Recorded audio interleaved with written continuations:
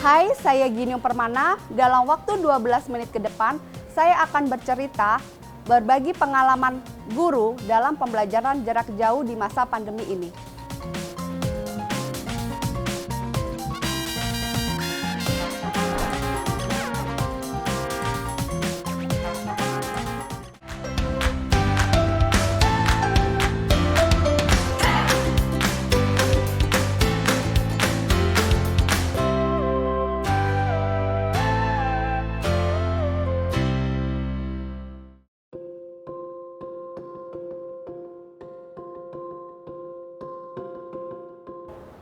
Perkenalkan, nama saya Giniung Permana. Saya bekerja sebagai guru di Sekolah Cinta Kasih Seci, mengajar di kelas 4 SD.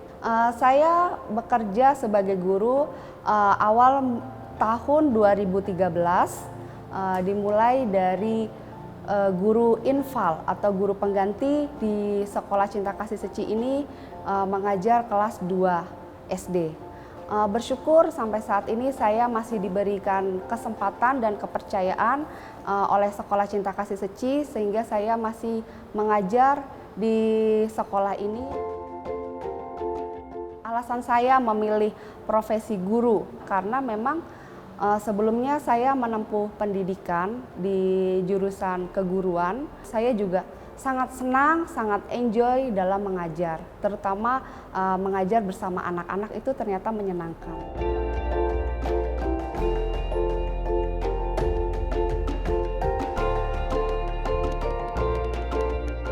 Suka duka saya sebagai seorang guru mengajar dalam pandemi ini, senangnya ya kita sebagai guru dapat lebih kreatif ya, terus kita juga dapat memperoleh ilmu yang sebelumnya kita belum pelajari, seperti mengedit video, terus juga berinteraksi dengan anak melalui pertemuan virtual. Itu sukanya, senangnya. Tetapi dukanya itu kita tidak dapat bertemu secara langsung, mengajar murid secara langsung karena terbatasnya oleh keadaan. Nah, di sini juga guru, orang tua, bahkan siswa juga dituntut untuk melek teknologi. Kita sebagai seorang guru, selain membuat video pembelajaran, membuat tugas-tugas yang harus disampaikan kepada siswa, kita juga harus memahami keadaan siswa. Gimana dia di rumahnya, apakah siswa memiliki gadget, laptop, atau komputer untuk mendukung belajar online-nya, ataupun apakah orang tua dapat membimbingnya belajar di rumah, misalkan orang tuanya bekerja. Nah, di situ adalah tantangan kita sebagai guru. Kita tidak bisa menuntut siswa untuk belajar atau menyelesaikan tugas-tugasnya sesuai waktu yang sudah ditentukan dari sekolah. Nah, di situ kita harus berbesar hati sebagai guru dan memberikan kesempatan kepada siswa untuk dapat menyelesaikan tugas-tugasnya di luar jam sekolah. Nah, guru juga harus sabar. Dalam pembelajaran jarak jauh ini, sekolah kami itu menetapkan jadwal jam sekolah, yaitu dimulai dari pukul 7 pagi sampai pukul 1 siang. Tetapi ada beberapa orang tua murid maupun siswa yang menanyakan kepada gurunya di luar jam sekolah tersebut. Nah, kita sebagai guru tetap harus melayani pertanyaan-pertanyaan orang tua murid maupun siswa meskipun di luar jam sekolah.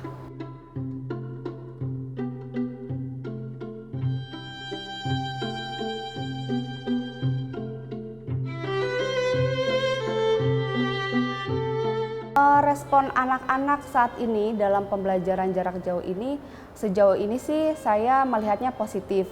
Mereka senang bisa melihat gurunya ada di video pembelajaran yang biasanya sebelumnya dia tidak pernah melihat gurunya ada di YouTube atau ada di sosial media gitu. Dia sangat senang dan bangga.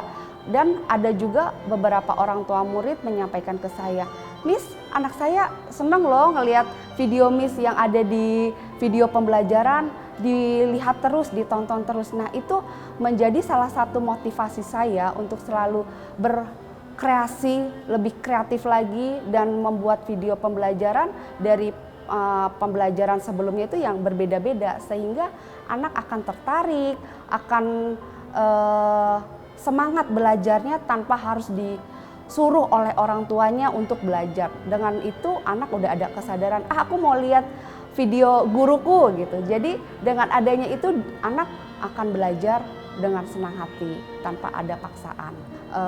Bersyukur ya saya tidak ada kesulitan karena di sekolah ini alhamdulillahnya antara pihak sekolah maupun dengan guru-guru ini dapat bekerja sama, di mana sekolah memfasilitasi kita itu melalui pelatihan-pelatihan metode-metode pembelajaran jarak jauh ya, dan teman-teman yang ada di sini juga membantu guru-guru apabila menemukan kesulitan, sehingga proses pembelajaran jarak jauh ini dapat berjalan dengan baik. Pastinya ada orang tua murid ataupun siswa yang merasa bosan belajar dalam situasi saat ini, ya tidak dipungkiri ya, karena orang tua murid pasti memiliki tugas yang bertambah, tetapi dia juga harus membantu anaknya belajar, membimbing anaknya belajar, dan itu mungkin sangat berat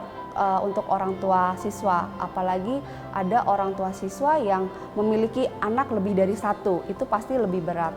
Nah, dengan mendengarkan keluh kesah orang tua dan ataupun murid kepada saya sih hanya bisa memberikan motivasi, memberikan semangat, yuk kita hadapi ini bersama. Tidak semua salah satu pihak menginginkan kejadian seperti ini. Saya selalu mengajak berdoa untuk pandemi ini untuk cepat berakhir.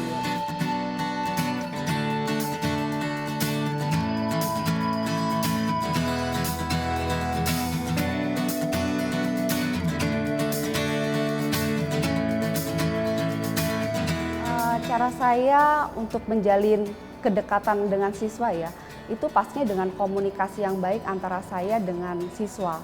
Nah, komunikasi yang baik seperti apa dalam masa seperti ini ya, tentunya dengan chat, dengan telepon ataupun video call ataupun pertemuan virtual lainnya. Selain itu saya juga selalu menanyakan apakah anak-anak mengalami kendala atau masalah dalam belajar di rumah. Nah, apabila ada kendala atau kesulitan, saya selalu memberikan solusi yang terbaik kepada mereka. Komunikasi yang baik antara guru dengan orang tua dan siswa itu harus terjalin sangat baik, harus sangat baik. Itu utama dalam pandemi ini, dalam pembelajaran itu yang penting komunikasi antara guru dengan orang tua. Singkat kata, seorang guru tidak hanya memberikan materi yang ada di pembelajaran, tetapi juga guru dapat memberikan bimbingan dan konselor kepada siswa maupun orang tua.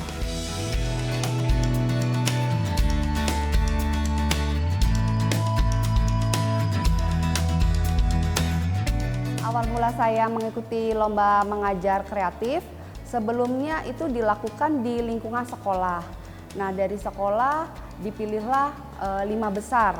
Nah, di situ dari pihak sekolah, khususnya kepala sekolah ya, kepala sekolah memberikan informasi bahwa ada lomba mengajar kreatif yang diadakan oleh Mentari. Bersyukur sekali saya mendapat juara ketiga. Nah, di sini saya sangat senang, sangat bahagia karena dikelilingi oleh orang-orang baik, orang-orang yang sayang dengan saya, mencintai saya sehingga mendukung video saya mendapatkan like 1.100 di YouTube. Saya sangat senang, bahagia, tanpa dukungan dari mereka saya tidak dapat menjadi seperti ini. Halo anak-anak, Assalamualaikum warahmatullahi wabarakatuh. Proses pembuatan materi itu saya buat sendiri. Untuk proses pengeditan video pun saya lakukan sendiri juga. Saya belajar secara otodidak, saya melihat di YouTube, dan saya juga mencoba efek-efek yang ada di editor video. Motivasi saya untuk mengikuti lomba mengajar kreatif ini yang pertama tentunya sebagai pengalaman saya mengikuti lomba mengajar. Yang kedua, untuk memotivasi guru-guru yang lain untuk lebih kreatif lagi dalam membuat media pembelajaran. Karena kalau seorang anak belajar dengan hatinya, maka diharapkan materi yang disampaikan dapat dipahami oleh siswa, dapat terserap oleh siswa. Harapan saya untuk kesejahteraan guru di masa pandemi ini yang pertama, saya berharap guru-guru dapat memperoleh pelatihan untuk mendukung pembelajaran jarak jauh dari pihak pemerintah maupun dari pihak yayasan.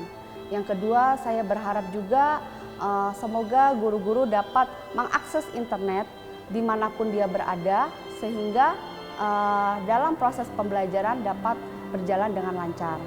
Dan yang ketiga, saya berharap kesejahteraan guru juga terjamin di masa pandemi ini karena kita lihat kinerja guru saat ini tantangannya lebih berat dibandingkan sebelumnya.